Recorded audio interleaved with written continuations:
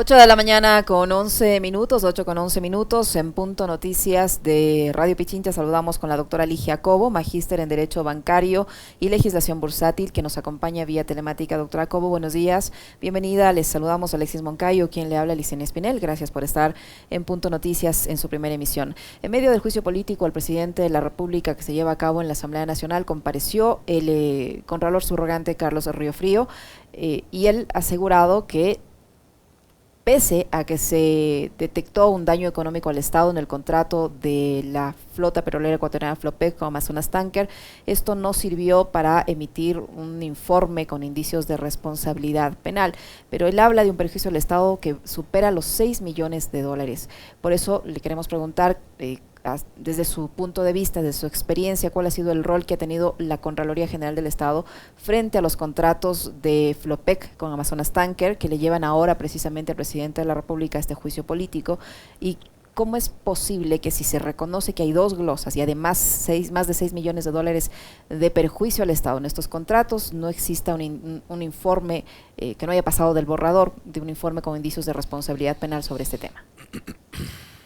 Gracias, Licenia. Muy buenos días, Alexis, a toda la audiencia de Radio Pichincha. Bueno, el informe general que inició con una orden de trabajo para, digamos, revisar varios aspectos en Flopec, se inició el 12 de abril del año 2021, luego se modificó en mayo del 2021 y finalmente el informe general global de la Contraloría respecto de esa auditoría se aprobó por parte del Contralor Subrogante el 5 de noviembre del 2021. Me parece que la semana pasada por redes sociales, desde una cuenta de un señor Washington Andrade, se exhibe un memorándum interno de la Contraloría dirigido por el director de auditoría de la Contraloría a la directora de patrocinio, en el cual efectivamente señala que remite un informe en el que constan indicios de responsabilidad penal. ¿Sí? Uh-huh. El informe general que normalmente se realiza por parte de la Contraloría como exámenes de auditoría tiene varios aspectos que pueden llegar a determinar algún tipo de responsabilidad administrativa civil y contiene también criterios que podrían hacer llevar a la Contraloría a emitir un informe, digamos, independiente, sustentado, que podría indicar que hay indicios de responsabilidad penal. Y eso es lo que en su momento se determinó el 24 de noviembre del 2021 por parte del director de auditoría de transporte y viabilidad de la Contraloría, y lo remite al área pertinente, que es el área de patrocinio. ¿Por qué existe y por qué tiene que ir así? ¿Por qué esta vía es la correcta? Porque la Contraloría tiene un acuerdo interno del 2019 que determina, el acuerdo número 020, cómo se tramitan los informes con responsabilidades administrativas, civiles y los que tienen indicios de responsabilidad penal. Ahora bien, la semana pasada también, efectivamente, como usted señala, el Contralor subrogante, que de paso se ha dicho que ya feneció su subrogación, señala en la asamblea que si bien es cierto, hay un prejuicio de más de 6 millones, sin embargo que esto no constituyó un dolo y que por lo tanto el indicio de responsabilidad penal no pasó de ser más que un borrador, dice él. Uh-huh. Sin embargo, sí se han emitido otro tipo de sanciones, señaló en la Asamblea. Esto quiere decir que obviamente dentro de la Contraloría se ha pasado al área de predeterminación de responsabilidades, en las cuales obviamente hay todo un proceso que se tiene que seguir en la vía administrativa. Sin embargo, al señalar que no existió un dolo como tal, los papeles de trabajo, ¿sí?, que sirvieron a la Dirección de Auditoría de Transporte y Viabilidad para determinar en un primer momento que había un indicio de responsabilidad penal, son parte aún de los comentarios del informe general. Ahora bien, ¿Qué consta dentro también de todo, digamos, de este expediente de auditoría? Tiene que constar, porque es obligación por parte de Contraloría emitir, el informe sustentado de la dirección de patrocinio en el cual se indique por qué razones no existían los elementos suficientes, competentes y pertinentes. En otras palabras, quiere decir que no existía un nexo causal, que eso es lo que señaló el Contralor Subrogante. Entonces, ¿qué es lo que queda flotando en el aire? Ujú. Nos queda flotando en el aire, como en otros casos, la Contraloría sí ha emitido efectivamente indicios de responsabilidad penal cuando inclusive no hay recursos públicos comprometidos.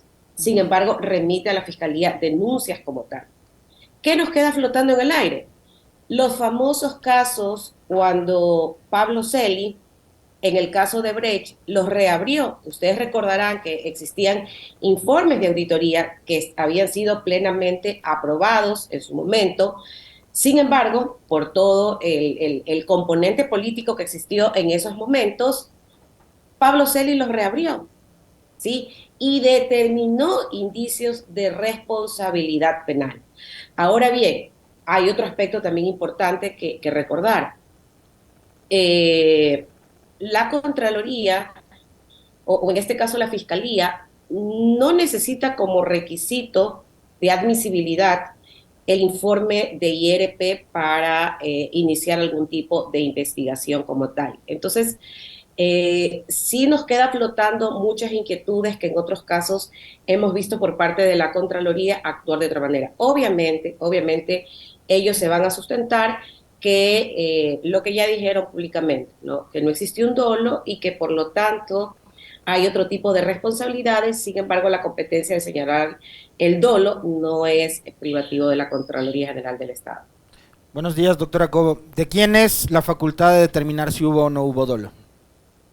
Bueno, como bien está determinado, cuando existe este tipo de conducta y al no ser un requisito de admisibilidad, la Fiscalía puede iniciar, ¿sí?, las investigaciones correspondientes para determinar que, como en el informe de Contraloría se señala, se pagaron por el contrato de fletamento, que es lo que estaban analizando, valores adicionales sin contar o valores en exceso porque no contaban con los informes técnicos económicos. Uno. Dos, ese tipo de contratación en algunos de los casos o muchos de los casos tenía que tener autorización del directorio. Lo recogen el informe general de auditoría.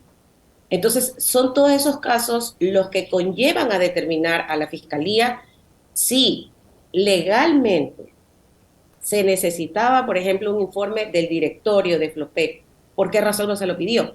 En otros casos, en una institución financiera pública, la Contraloría, por temas de créditos, ha remitido a Fiscalía para que se inicien las investigaciones correspondientes. Acá no se lo hizo. Entonces, acá no, me Ujú, explico. Entonces, ujú. ¿por qué le digo yo en este caso?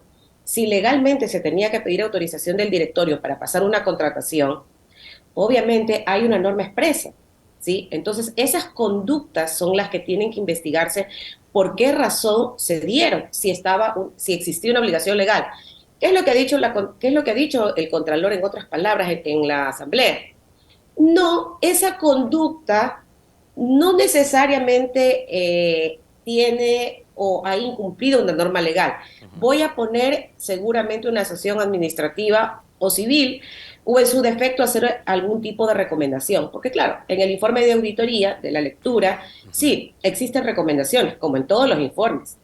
Pero si hay una norma expresa en la que se señala que hay que seguir pasos para autorizaciones, como hemos visto, Licenia, Alexis y público en general, hemos visto 10.000 casos, 100.000 casos de la Contraloría, en el cual han sido mediáticos y han señalado que al existir disposiciones legales expresas, ¿sí?, y al no respetárselas, al no cumplírselas, es producto de una materia penal. Pero en este caso, el Contralor ha dicho que no.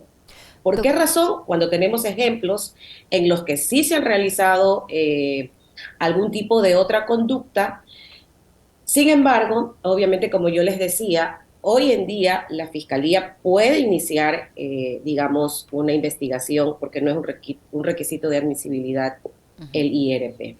Doctora Cobo, ¿cuál es la diferencia entre dolo y perjuicio? Porque el director de Auditoría de Transporte dice que sí hubo un perjuicio al Estado de 6.1 millones de dólares y que hay dos glosas adicionales de estos 6.1 millones de dólares, pero estamos hablando de un perjuicio. Si la Contraloría determina que hay un perjuicio, ¿cómo es posible entonces que no se haga el seguimiento y que se permita la renovación de estos contratos y, lo que es peor, que sigan vigentes aún? Claro, es la intención de causar efectivamente un perjuicio al Estado, ¿sí? Esa es la diferencia.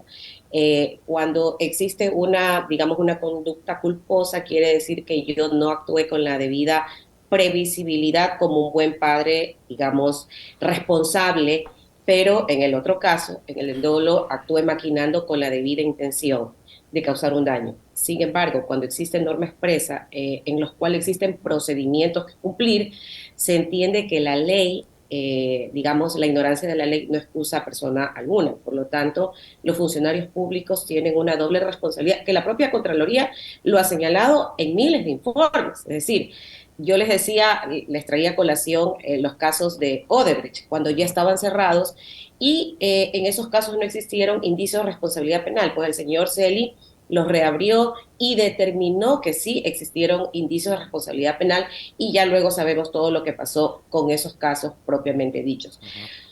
Otro tipo de informes que también han sido muy cuestionados al excontralor, bueno, no excontralor, al ex señor Pablo Celi, es, por ejemplo, los informes de la deuda externa, ¿sí? Cuando en su momento estaban totalmente validados, existían cierto tipo de cláusulas de confidencialidad porque se manejaba información entre gobiernos.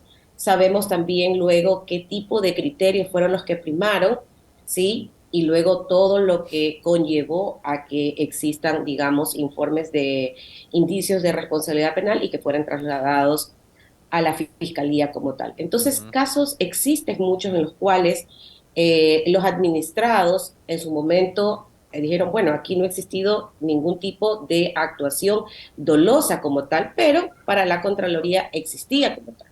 Entonces existe un doble estándar de medición de conductas y que la Fiscalía seguramente las tiene identificadas, porque los casos, han sido un sinnúmero de casos de parte de la Contraloría, de Celi y del señor Río Frío, que la única diferencia es que actúan con posición mediática. Celi era un hombre totalmente mediático, con ínfulas de emperador. Sin embargo, el señor Refrío tiene otro tipo de conducta, es decir, la maneja mucho más en perfil bajo.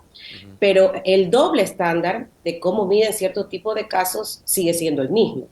Entonces, ¿con qué nos quedamos frente a la institucionalidad de conductas repetidas, pero que se las mide con un doble estándar? Eso queda clarísimo, doctora, lo que usted acaba de decir. Esta Contraloría, que fue liderada por Celi en su momento y ahora por Río Frío, también fue conocida por desvanecer glosas.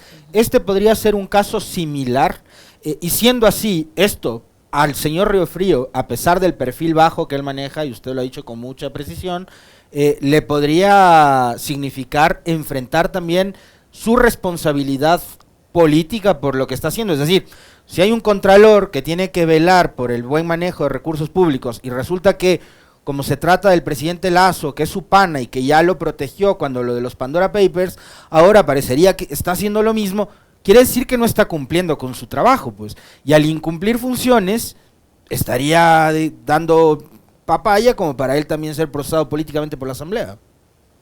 Pero por supuesto, Alexis, porque además lo que no hizo el señor Río Frío el día que se presentó en la Asamblea es exhibir el informe de patrocinio en el cual debió haber estado sustentado el por qué no se iba a iniciar digamos, todo el procedimiento para remitir a la Fiscalía del indicio de responsabilidad penal.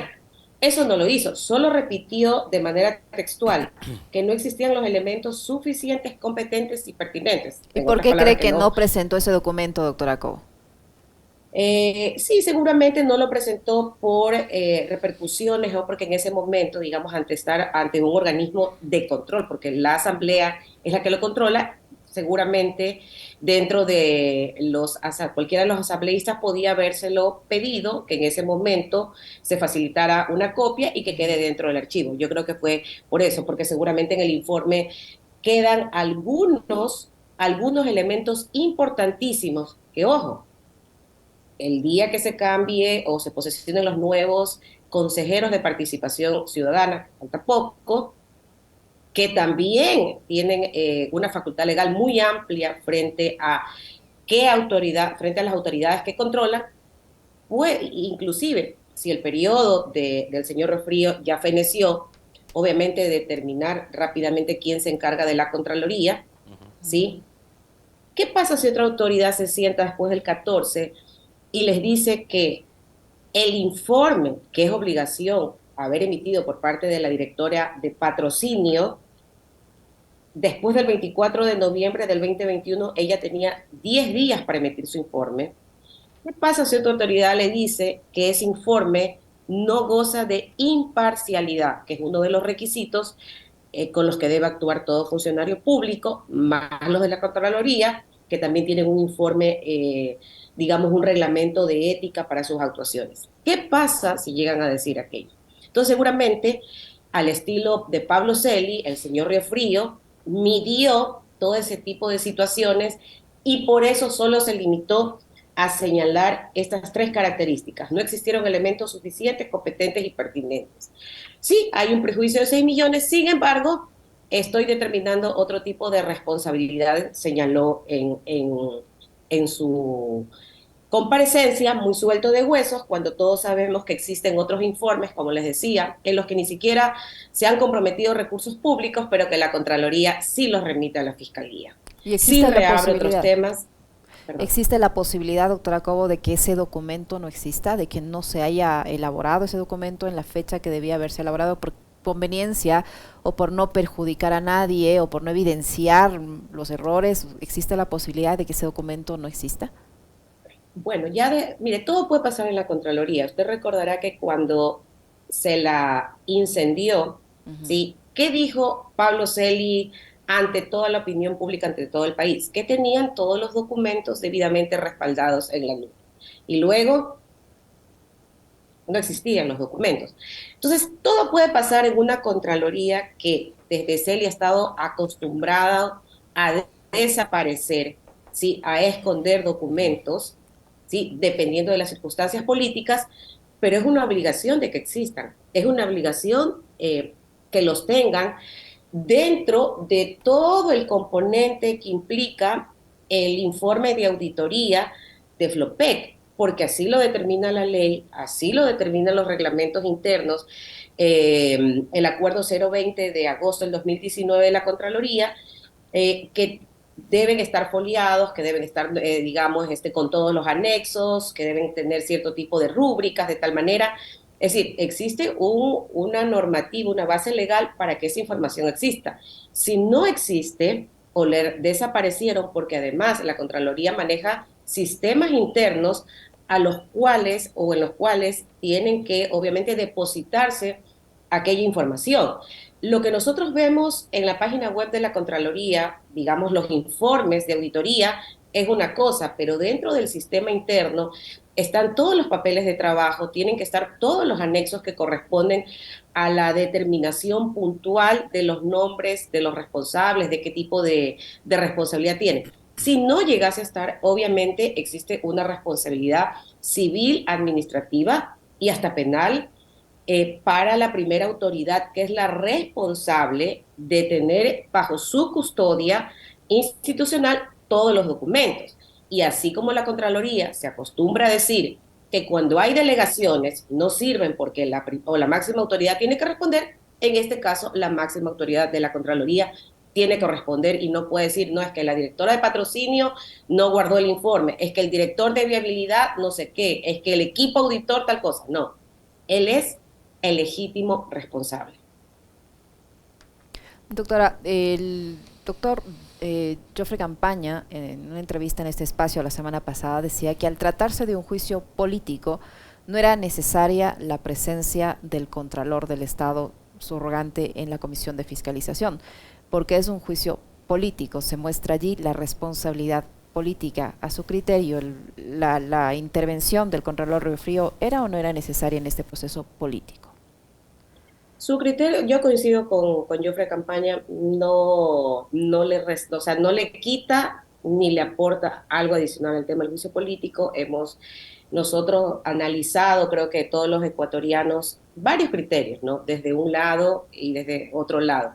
Las dos posturas, aquellos que señalan que efectivamente tiene que probarse dentro del juicio algún tipo de conducta, como que si la asamblea fuese un juzgado o fuese la fiscalía, y sabemos que no es así, y los conceptos o los criterios también muy bien sustentados desde el otro lado o desde la otra orilla, que bien se señala que este es un tema de carácter político y obviamente la asamblea tiene reglas como tal.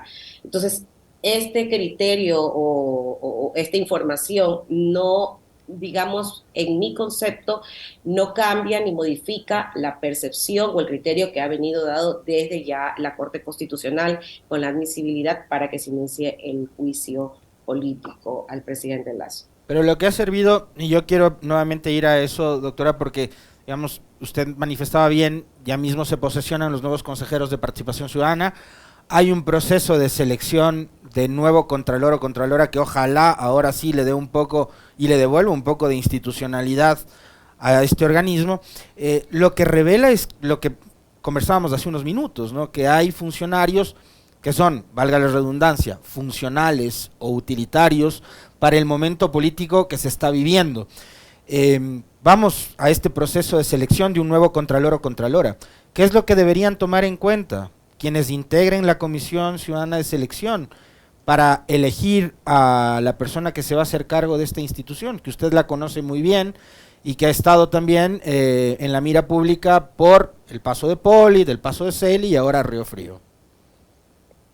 Bueno, yo creo que en alguna de las entrevistas que hemos tenido he señalado que tiene que, no solo, digamos, la hoja de vida en el que se detalle digamos, su formación, su experiencia, perdón, sino también aquel desempeño que usted pueda tener o haya tenido, en este caso, dentro de la propia Contraloría, porque sí hay algunos cachiporreros y cachiporreras de Pablo Celi y otras personas que lo ayudaron a Pablo Celi para que dentro del juicio, sí, el señor saliera, digamos, sin responsabilidades como tal.